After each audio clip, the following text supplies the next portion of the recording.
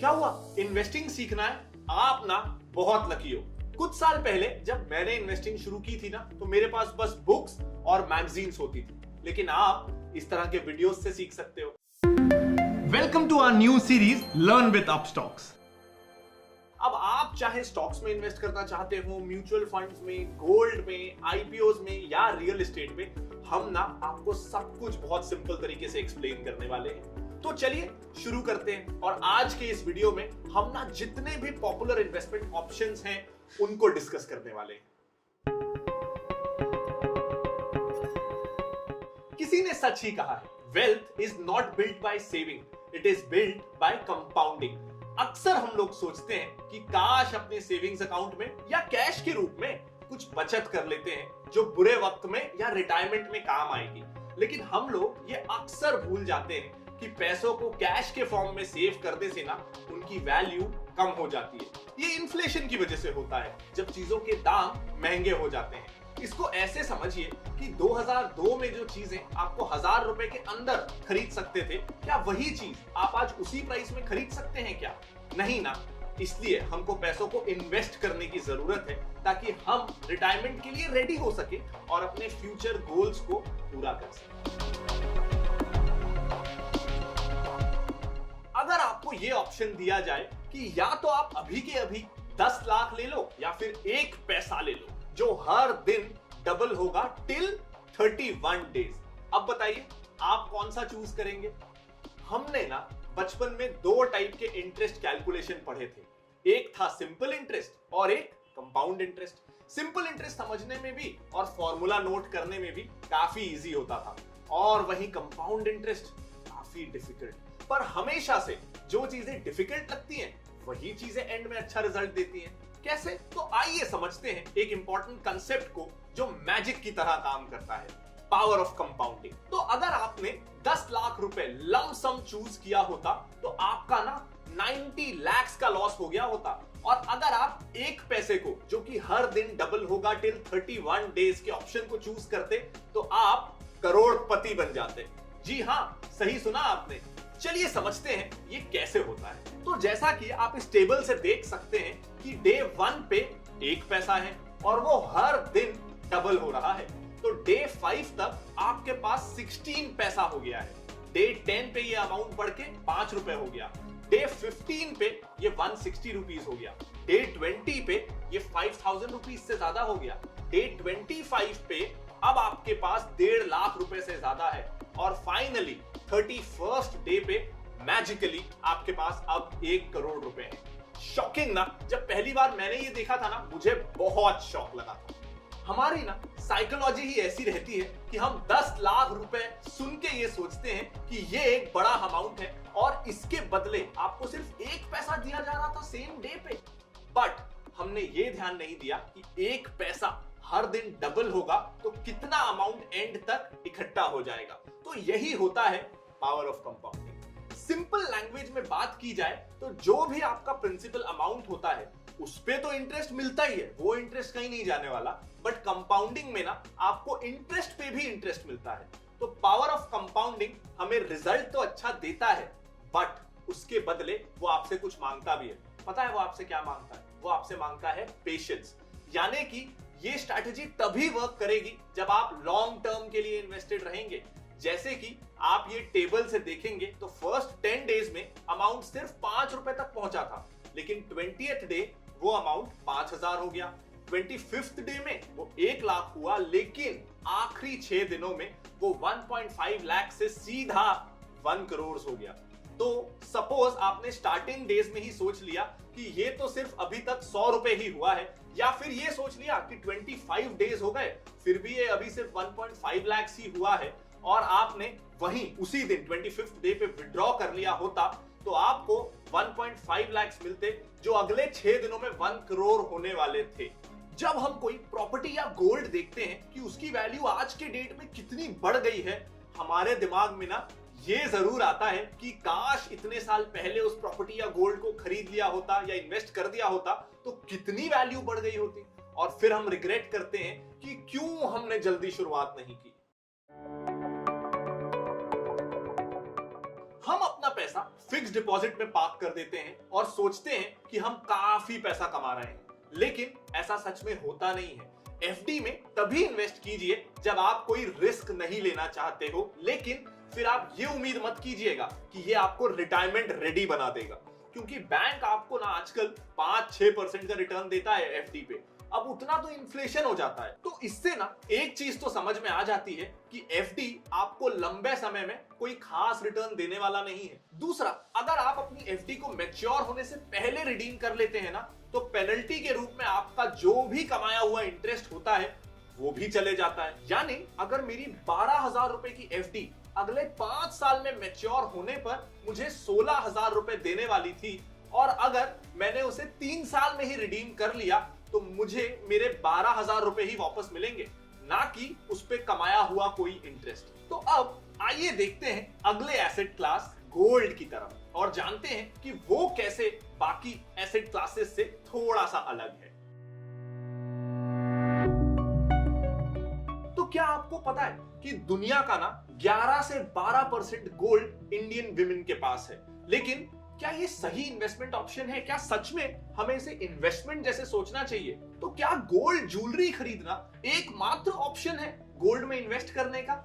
आइए जानते हैं। गोल्ड पहनते टाइम आपको कितनी चीजों का ध्यान रखना पड़ता है। उसके गिर जाने का, चोरी हो जाने का डर ना हमेशा बना रहता है।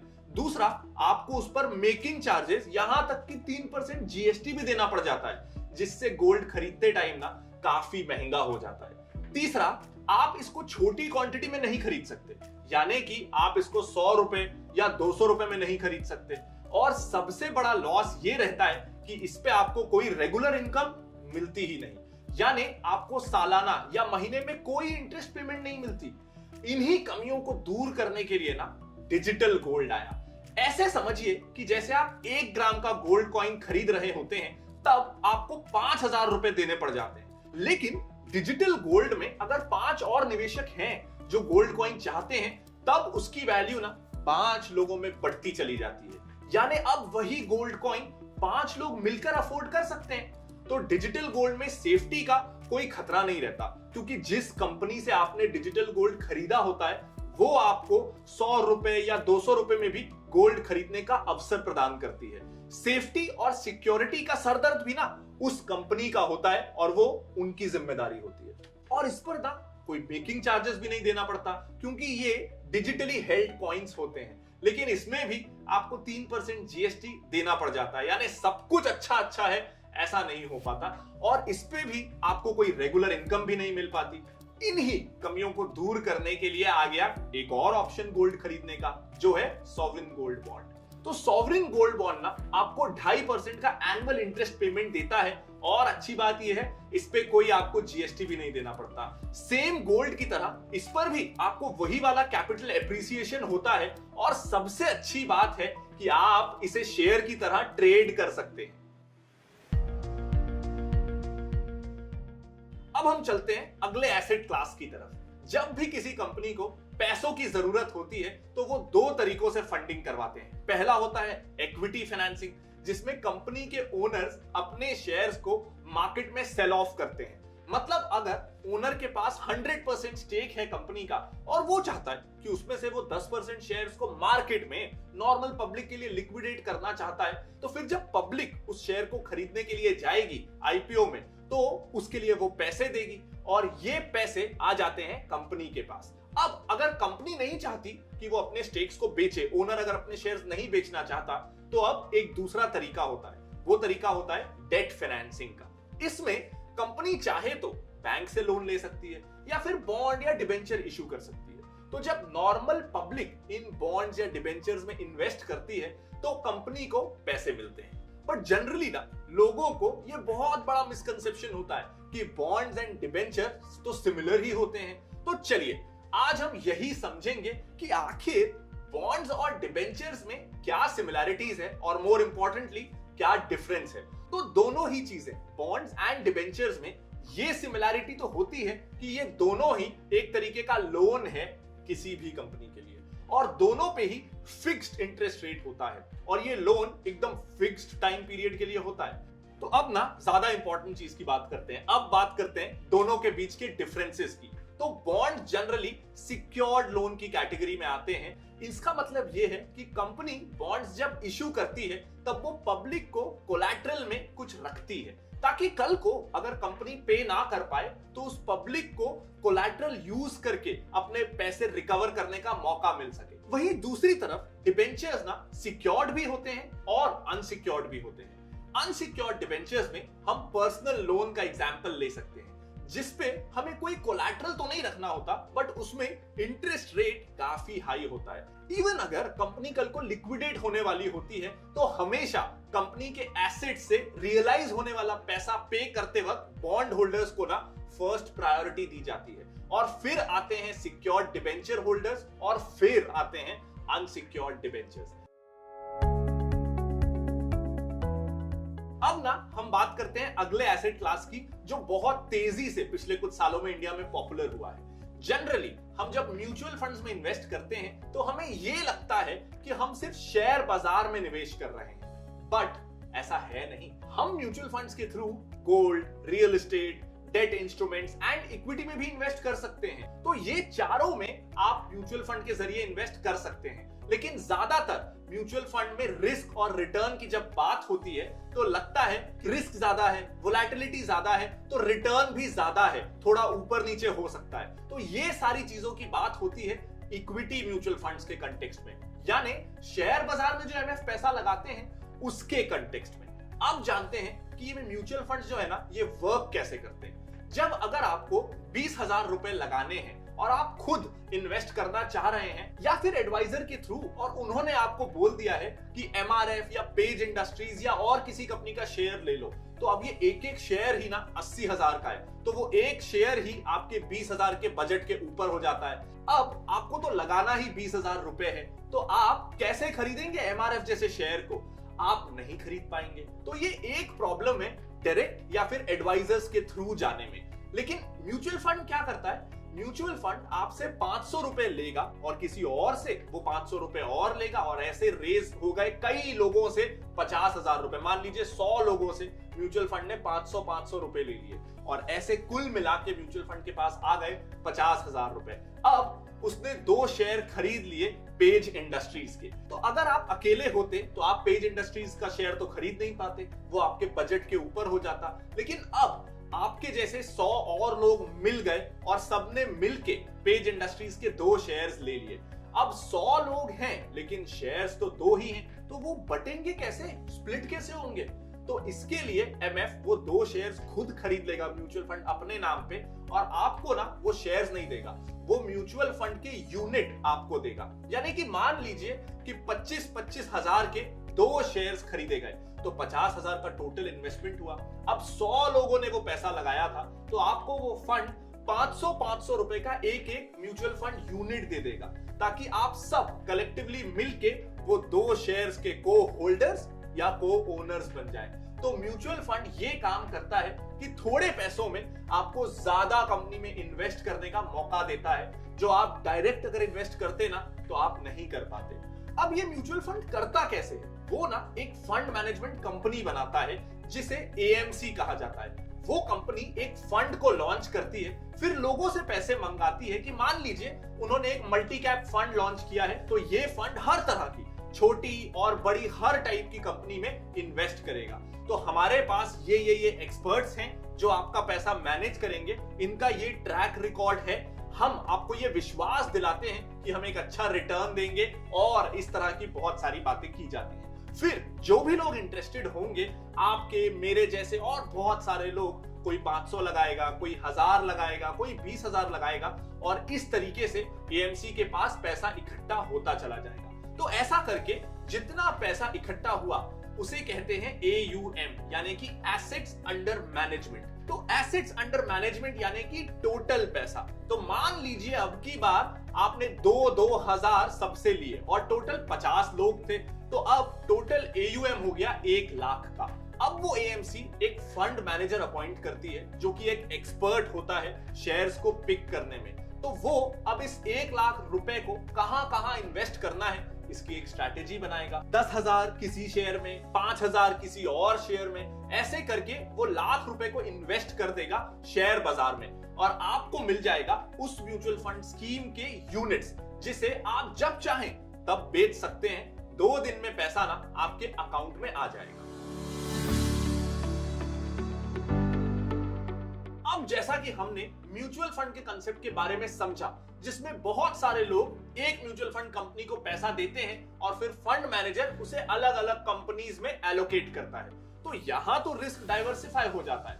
बट अब ना हम बात करते हैं डायरेक्ट इक्विटी की, जिसको हम कहते हैं शेयर बाजार में निवेश या स्टॉक मार्केट इन्वेस्टमेंट्स। तो यहाँ पे आप किसी एक पर्टिकुलर कंपनी के शेयर्स में इन्वेस्ट कर रहे होते हैं, जिससे ना आपको उस कंपनी की पार्शियल ओनरशिप मिल जाती है। जी हाँ, अगर आपने रिलायंस का शेयर खरीद लिया तो आप भी रिलायंस के पार्शियल ओनर हो गए। बट जनरली लोगों के दिमाग में ना ये डर हमेशा रहता है कि स्टॉक मार्केट तो रिस्की है, इसमें बहुत सारा रिस्क है। तो ऐसे में क्या सच में आपको शेयर बाजार में या स्टॉक मार्केट में डायरेक्टली बिना किसी एक्सपर्ट की मदद के इन्वेस्टमेंट करना चाहिए? क्या स्टॉक मार्केट में डायरेक्ट इन्वेस्टमेंट का कुछ फायदा है भी या नहीं? तो जैसा हमने देखा कि इक्विटी, चाहे वो म्यूचुअल फंड हो या स्टॉक्स, दोनों ही, क्योंकि वो इक्विटी है तो वो बॉन्ड्स, डेट या एफडी से ज्यादा रिटर्न्स तो देते हैं, लेकिन हमको कंपैरिजन करना है डायरेक्ट इक्विटी का एमएफ से। तो अब अगर हम डायरेक्ट इक्विटी और म्यूचुअल फंड इन दोनों को कंपेयर करें ना, तो कंपैरेटिवली यस, स्टॉक्स में थोड़ा रिस्क ज्यादा होता है। बट वहीं अगर आप शेयर चूज करते हैं तो रिटर्न्स भी उतने ही अच्छे होते हैं जैसा आपने शेयर चूज किया है उसके हिसाब से। यहाँ पे ना रिटर्न्स आपके हाथ में होते हैं। इवन स्टॉक्स में आपको एमएफ से ज्यादा कई बार लिक्विडिटी भी मिल सकती है, क्योंकि अगर आपके मान लीजिए म्यूचुअल फंड में 20 स्टॉक्स हैं, जिसमें से आप किसी 2 स्टॉक में इन्वेस्ट नहीं करना चाहते, तो स्टॉक्स में आपके पास ये ऑप्शन है कि आप उन 2 स्टॉक्स को मत खरीदो। अगर आप म्यूचुअल फंड में इन्वेस्ट कर रहे हैं तो फंड मैनेजर ने आपका पैसा जिस स्टॉक्स में लगा दिया, अब हो सकता है उसने 10 स्टॉक्स पे पैसा लगाया जिसमें से 2 आपको पसंद नहीं है, तो आप कुछ नहीं कर सकते। आपको वो 10 स्टॉक्स में ही आपका पैसा लगा है और वही आपकी किस्मत है। बट वहीं अगर आप जब डायरेक्टली स्टॉक्स में इन्वेस्ट कर रहे हैं, तो कब किस शेयर से निकलना है, कब पूरा बाजार से ही निकल जाना है, कब किस शेयर में पैसा लगाना है, ये टाइमिंग पूरे आपके हाथ में होती है। तो डेफिनेटली रिस्क ज्यादा है क्योंकि डिसीजंस आप ले रहे हैं, लेकिन अगर आपको नॉलेज अच्छी है तो रिटर्न्स भी ज्यादा मिल सकते हैं। कंडीशन ये है कि आपको नॉलेज होनी चाहिए। अब बात करते हैं रियल एस्टेट की। रियल एस्टेट को ना हमेशा से एक कन्वेंशनल और पॉपुलर एसेट इंडिया में माना जाता है इन टर्म्स ऑफ इन्वेस्टमेंट। अगर आप कोई घर खरीदते हैं तो डेफिनेटली उसकी वैल्यू टाइम के साथ तो बढ़ेगी ही, और साथ ही आपको रेंटल इनकम भी मिल सकती है। बट हिस्टोरिकली देखा जाए ना तो रियल एस्टेट ने 9 to 10% का ही रिटर्न दिया है पर ईयर। इसके साथ इसमें 2 मेजर प्रॉब्लम्स भी हैं। फर्स्ट ऑफ ऑल, आप अपनी स्मॉल सेविंग्स जो है उसे यूज नहीं कर सकते। आपको अमाउंट लैक्स में या करोड़ में रिक्वायर्ड होगा। इसके साथ रियल एस्टेट में आपको लिक्विडिटी की प्रॉब्लम आती है, यानी कभी आपको बेचना हो तो महीनों लग जाते हैं। ऐसा नहीं है कि आज सोचा और कल बेच दिया, आपको महीनों लगेंगे एक बायर ढूंढने में, और अगर लैंड कहीं रिमोट जगह पे है ना तो फिर भूल ही जाइए। बट उस घर का क्या जिसमें आप रहते हो, जिसे आप अपनी पर्सनल कैपिटल का पार्ट मानते हो, तो क्या महंगा घर खरीदने से आपकी पर्सनल कैपिटल इंक्रीज हो जाएगी? घर को कुछ लोग एसेट मानते हैं, वहीं कुछ लोग लायबिलिटी, क्योंकि अगर आप खुद के घर में रह रहे हो तो डेफिनेटली आप रेंट सेव कर रहे हो, जिससे कैश आउटफ्लो नहीं हो रहा है, और इवन आप घर से रेंटल इनकम जनरेट कर सकते हो या घर को मॉर्गेज रख के लोन ले सकते हैं। बट वहीं घर लायबिलिटी भी हो सकती है, क्योंकि कैश आउटफ्लो हो रहा हो अगर in terms of maintenance, repair charges, taxes, insurance, interest, loan, सांस चली गई, इतने सारे एक्सपेंसेस होते हैं घर लेने पे। इंडिया में ना लेकिन हमेशा से लैंड और हाउसिंग फैसिलिटी की स्कैर्सिटी रही है, क्योंकि पॉपुलेशन हमेशा बढ़ती रही, पॉपुलेशन काफी ज्यादा है, तो इसलिए उसकी वैल्यू रियल एस्टेट की इंक्रीज होगी विद टाइम। बट आज की डेट में जब आप रियल एस्टेट बाय करते हो, वो बहुत सी एमिनिटीज के साथ आता है, जैसे कि क्लब, गार्डन, पूल, ये जो आजकल वर्ल्ड कॉलोनीज हैं उनमें। तो इसका ये मतलब है कि आप सिर्फ घर नहीं ले रहे हो, आप एक एक्सपीरियंस बाय कर रहे हो। अब आपका घर लैंड बिल्डिंग से काफी अलग हो जाता है क्योंकि आप तो ये एक्सपीरियंस बाय कर रहे हो। तो ये जो एक्सपीरियंस आप बाय कर रहे हो अपने रियल एस्टेट इन्वेस्टमेंट के साथ, वो इन्वेस्टमेंट नहीं है, वो एक्सपेंडिचर है। तो जितना ज्यादा आप एमिनिटीज ऐड करते जाओगे उतना एक्सपेंसिव आपका घर होगा और इनडायरेक्टली आपका मंथली एक्सपेंस ना बढ़ता चला जाएगा। तो ऐसे केस में आप जो घर में रह रहे हो वो एक ट्रू एसेट है ऐसा हम नहीं कह सकते, वो इन्वेस्टमेंट नहीं है। तो आई होप कि ये बेसिक्स ऑफ इन्वेस्टिंग वाली वीडियो आपको पसंद आई होगी। अगर हाँ तो इस वीडियो को लाइक जरूर कर दीजिएगा और अपने दोस्तों के साथ शेयर करना बिल्कुल मत भूलिएगा। कोई अगर डाउट है तो आप कमेंट करके उसे पूछ भी सकते हैं। साथ ही आप इस चैनल को सब्सक्राइब कर लीजिएगा ताकि अपस्टॉक्स की तरफ से इस तरह की और नॉलेजेबल वीडियोस का नोटिफिकेशन आपको मिलता रहे। Thank you.